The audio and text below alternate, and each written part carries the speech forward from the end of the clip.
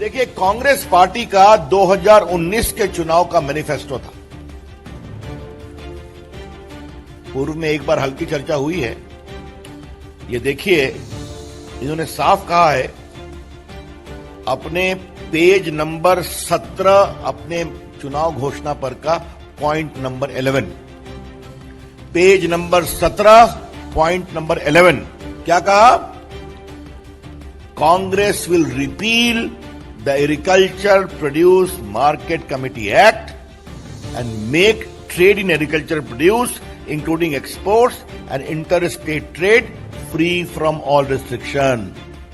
देखिए, 2013 में उन्होंने अपने सारे मुख्यमंत्रियों की बैठक बुलाई थी यूपी के सरकार ने, और उसमें क्या था? Farmers can sell directly in Congress rule states. ये राहुल गांधी ने अपने मुख्यमंत्रियों को निर्देश दिया था। Congress rule states will delist fruits and vegetables from the agriculture produce market committee by January 15 and will give free choice to farmers. तो 2013 में जब उनकी सरकार थी, राहुल गांधी ने बुलाया था बैठक। ये आपकी जानकारी में रहना बहुत जरूरी है। जो नया कानून बना है, तो इसको 23 नवंबर 2020 को क्षमा करें, अरविंद केजरीवाल जी की सरकार ने दिल्ली में नोटिफाई करके, गजट करके इंप्लीमेंट कर दिया। देखिए, मैं गजट लेकर बैठा हूं। इधर आप विरोध कर रहे हैं, उधर आप गजट निकाल रहे हैं। ये तो उनका काम है।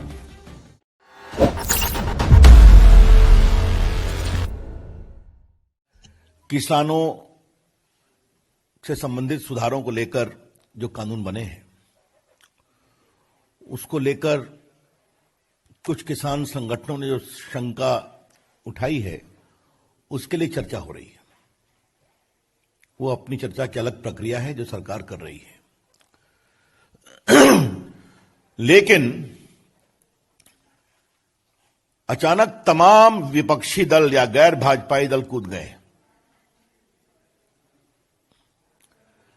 और आज हम विपक्षी दलों, विशेष रूप से कांग्रेस, एनसीपी, उनके सहयोगी दलों के शर्मनाक दोहरे चरित्र को देश के सामने बताने के लिए आए हैं। This press conference is design to expose the shameless double standards of the non-BJP opposition parties as far as reform in the farming sector is concerned. आज जो नरेंद्र मोदी की सरकार ने किया, यूपीए की 10 साल की सरकार में यही कर रहे थे, अपने राज्यों में कर रहे थे, बढ़ चढ़कर कर रहे थे। अभी मैं डॉक्यूमेंट दिखाऊंगा देश के सामने। लेकिन आज जब इनका राजनीतिक वजूद खत्म हो रहा है, ये बार बार चुनाव में हारते हैं,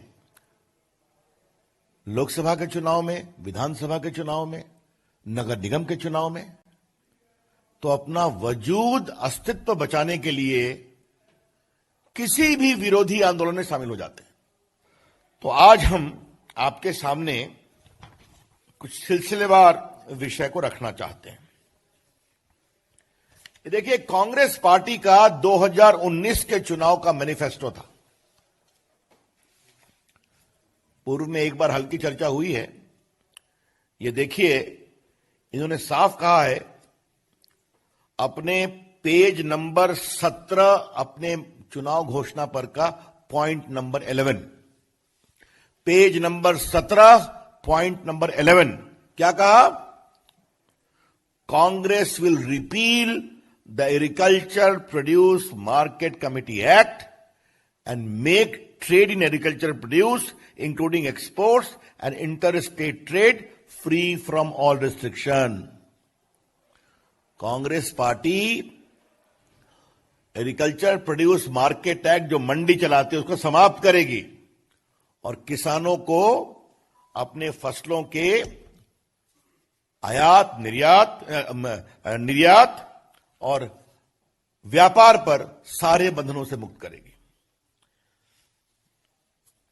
अच्छा, कांग्रेस पार्टी की कभी कभी कलाबाजी समझनी चाहिए। मैंने अंग्रेजी पढ़ा, उसमें लिखा है कि हम रिपील करेंगे, जो हिंदी है उसमें लिखा हुआ है हम संशोधन करेंगे। ये देखिए आप, आज मैं चाहता हूं कि कांग्रेस पार्टी का दोहरा चेहरा देश के, ये उनके देखिए ओरिजिनल मैनिफेस्टो है उनके कांग्रेस पार्टी की, और इसमें मैंने अंग्रेजी पढ़ा, फिर पढ़ता हूं, मैंने पढ़ दिया, देखिए मैं अंग्रेजी पढ़ रहा हूं। Point number 11, page heading 7, agriculture, farms and farm labor. Congress will repeal the Agriculture Produce Market Committee Act and make trade in agricultural state free from all restrictions. ये अंग्रेजी है। हिंदी में देखिए, कांग्रेस कृषि उपज मंडी समितियों के अधिनियम में संशोधन करेगी। अब कांग्रेस पार्टी के लोग जो ड्राफ्ट करते हैं, रिपील और अमेंडमेंट में अंतर नहीं समझते हैं, तो लगता है उनको कुछ आउटसोर्स करना चाहिए ड्राफ्टिंग को। ये मैं जरूर कहना चाहूंगा। अगर हिंदी भी मान ले तो संशोधन के पक्ष में वो थे जो हमारी सरकार ने किया है। अब जरा आपको हम राहुल गांधी के कुछ वक्तव्य दिखाना चाहते हैं। हमने बार बार कहा था, ये देखिए 2013 में उन्होंने अपने सारे मुख्यमंत्रियों की बैठक बुलाई थी यूपीए की सरकार ने, और उसमें क्या था, farmers can sell directly in Congress rule states. ये राहुल गांधी ने अपने मुख्यमंत्रियों को निर्देश दिया था। Congress rule states will delist fruits and vegetables from the agriculture produce market committee by January 15 and will give free choice to farmers. तो 2013 में जब उनकी सरकार थी, राहुल गांधी ने बुलाया था ये बैठक। ये आपकी जानकारी में रहना बहुत जरूरी है। तो कांग्रेस पार्टी का इतिहास क्या रहा है ये मैंने आपको कुछ और बताऊंगा। अब जरा देश के वरिष्ठ नेता शरद पवार जी के बारे में कुछ चर्चा करने की इच्छा है, क्योंकि वो भी इसका विरोध कर रहे हैं। जब वो देश के कृषि और उपभोक्ता मामलों के मंत्री थे, एग्रीकल्चर एंड कंज्यूमर अफेयर्स, तो देश के सारे मुख्यमंत्रियों को चिट्ठी लिखी। अभी मैं आपको 2 चिट्ठी दिखाऊंगा जो उन्होंने 11 अगस्त 2010 को उस समय दिल्ली की मुख्यमंत्री शीला दीक्षित को लिखी, और फिर नवंबर में शिवराज सिंह चौहान को लिखी। देखिए मैं एक पैराग्राफ पढ़ता हूं शरद पवार का। As you are aware, my dear Sheila ji, as you are aware, the agriculture sector needs well-functioning markets to drive growth, employment, and economic prosperity. This requires huge investment in market infrastructure, including cold chain. And for this, private sector participation is essential, for which an appropriate regulatory and policy environment needs to be in place. अतः इसमें मंडी act में बदलाव जरूरी है, private sector का आना जरूरी है, किसानों को कहीं मंडी में बेचने का अवसर मिलना चाहिए। ये सब इसमें लिखा हुआ है और ये सब इसमें भी लिखा हुआ है। आपको बताऊं, शरद पवार जी ने शेखर गुप्ता को एक इंटरव्यू दिया था 2005 में यूपीए की सरकार में। उन्होंने क्या, देखिए सवाल क्या है और आंसर क्या है, मैं देश के सामने ले जाना चाहता हूं। What do you see when do you see the APMC act being abolished? Agriculture produce market mandi act कब तक खत्म होगा? इन्होंने क्या कहा, my own assessment is it will take 6 months maximum. और क्या कहा, unless you are ready to amend the market act and allow the private sector to enter in this area, there will not be any financial support from government of India to the state. ये तो इस स्तर तक चले गए कि अगर मंडी act में सुधार नहीं करोगे तो भारत सरकार का वित्तीय सहयोग नहीं मिलेगा। ए पेनाल्टी वॉज प्रपोज, ये इनका इंटरव्यू है। तो आदरणीय शरद पवार जी, आप तो बड़े अनुभवी नेता हैं, कई बार मुख्यमंत्री रहे हैं, कई बार मंत्री रहे हैं केंद्र में। आपके दोनों पत्र मैंने पढ़ दिए, आपका इंटरव्यू पढ़ दिया। रिफॉर्म के आप तो नरेंद्र मोदी सरकार से भी अधिक दावा करते रहे हैं और आज आप भी खड़े हो गए। तो इसे अगर शुद्ध राजनीतिक स्वार्थ की राजनीति अपना अस्तित्व बचाने के लिए कहा जाए तो कुछ अनुचित होगा क्या? I am giving you proper documentary evidence. अब जरा मैं कांग्रेस पार्टी की सरकार के समय जो प्लानिंग कमीशन का एक रिकमेंडेशन आया था वो मैं आपको जरा पढ़ना चाहता हूं। ये 12 से 17 के लिए और 11 में पॉलिसी ऑप्शन जो दिया गया प्लानिंग कमीशन का, तो ये planning commission report title report of the working group on agriculture marketing infrastructure, ये मनमोहन सिंह के समय में जो अनुशंसा थी उसमें क्या लिखा हुआ था? सेंट्रल गवर्नमेंट में enact inter state agriculture produce trade and commerce regulation act under entry 42 of union list. तो आज जो हमने काम किया, हमारे करने के 8-9 साल पहले मनमोहन जी की सरकार ये कर रही थी। 2005 में शरद पवार बोल रहे थे।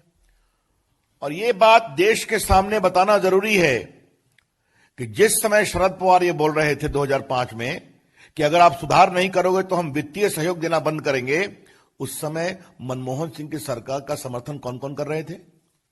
मुलायम सिंह यादव जी की party, RJD, CPI, CPM, TDP और बाकी सभी। शिवसेना साथ नहीं थी। तो आप तो हमसे भी आगे अधिक जा रहे थे। तो फिर मैं कहूंगा कि ये जो आपका दोहरा चरित्र है शर्मनाक, कि अपने राजनीतिक अस्तित्व को बचाने के लिए भले ही किसान के नेता आपको नहीं बुलाते हों, लेकिन आप किसी भी सीमा तक जाने को तैयार हैं। ये देश के सामने आना जरूरी है। अब जरा हम कॉन्ट्रैक्ट फार्मिंग के बारे में एक विषय आपको बताना चाहते हैं, और वो ये है कि इसका भी रिकमेंडेशन 2007 से 12 में मनमोहन सिंह की सरकार के समय हुआ था। और आपकी जानकारी के लिए मैं बता दूं कि कहां कहां मॉडल कॉन्ट्रैक्ट एक्ट लागू हुआ कॉन्ट्रैक्ट फार्मिंग का। आंध्र प्रदेश, आसाम, छत्तीसगढ़, गोवा, गुजरात, हरियाणा उस समय कांग्रेसी स्टेट था, आसाम उस समय कांग्रेसी स्टेट था, हिमाचल प्रदेश, झारखंड, कर्नाटका 2003 में कांग्रेस स्टेट था, महाराष्ट्र 2006 एनसीपी और इंडियन नेशनल कांग्रेस की सरकार थी, मध्य प्रदेश 2003 दिग्विजय सिंह की सरकार थी, मिजोरम, नागालैंड, उड़ीसा 2006 बीजेडी, राजस्थान, सिक्किम, तेलंगाना। तो इन सबों ने किसानों के लिए अधिक अवसर जुटाने के लिए, उनकी इनकम को बढ़ाने के लिए ये कॉन्ट्रैक्ट एक्ट का निर्णय किया। तो मित्रों, हां, एक सज्जन और हैं जिनके बारे में मुझे कहना है। मैं सामान्यतः टिप्पणी नहीं करता हूं, लेकिन हमारे प्रधानमंत्री पर वो इतनी टिप्पणी कर रहे हैं तो मुझे उनके बारे में टिप्पणी करनी पड़ेगी। श्रीमान योगेंद्र यादव के बारे में। हाँ, वो भी खड़े हैं। उनकी पार्टी का क्या वजूद है मैं उस पर चर्चा नहीं करूंगा, लेकिन देखिए 3 साल हमारी सरकार के पूरे हुए तो उनका स्वराज अभियान का ट्वीट देखिए। मोदी सरकार washes its hands off APMC act, cite it as a state subject. तो उस समय अगर कहा गया कि एग्रीकल्चर मंडी एक्ट जो है वो राज्यों का विषय है, उनको सुधार करना है, करना चाहिए, तो ये कह रहे हैं आप क्यों नहीं करते हैं? तो जिस समय हम कर रहे हैं व्यापक चर्चा करके, तो आप उसका विरोध कर रहे हैं। तो ये आपके सामने आना चाहिए। योगेंद्र जी के बाद केजरीवाल जी का नाम लेना ठीक है कि नहीं, लेकिन मुझे लगता है कि मैं ले लूं और ये विषय मैं आपके सामने रख दूं कि जो नया कानून बना है तो इसको 23 नवंबर 2019 को 2020 को क्षमा करें, अरविंद केजरीवाल जी की सरकार ने दिल्ली में नोटिफाई करके गजट करके इंप्लीमेंट कर दिया। देखिए, मैं गजट लेकर बैठा हुआ, तो इधर आप विरोध कर रहे हैं, उधर आप गजट निकाल रहे हैं। ये तो उनका काम है।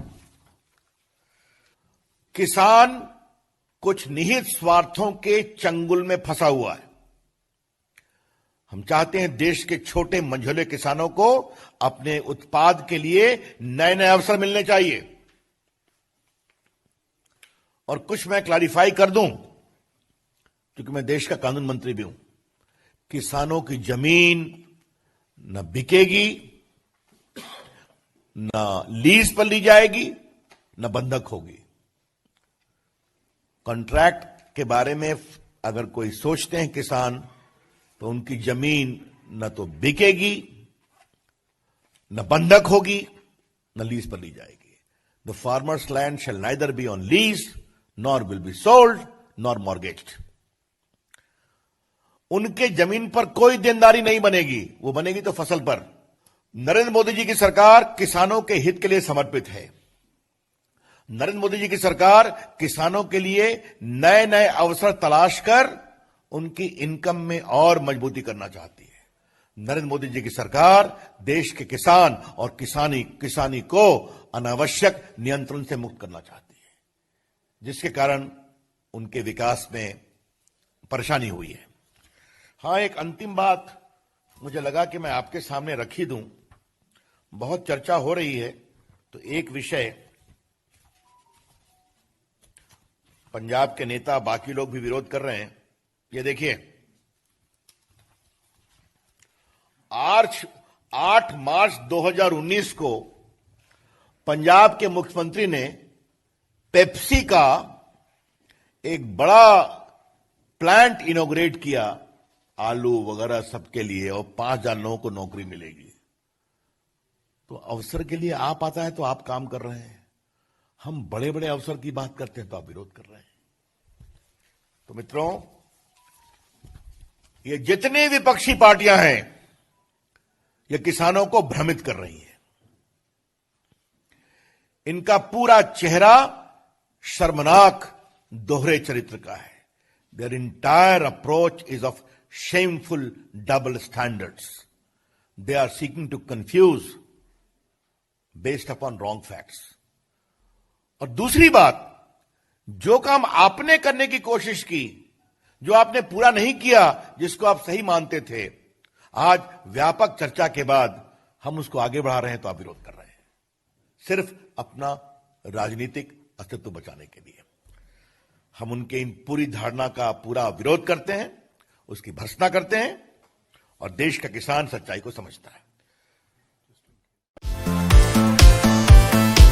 अगर आपको हमारे वीडियोस पसंद आए तो प्लीज लाइक करें, सब्सक्राइब करें और शेयर करें।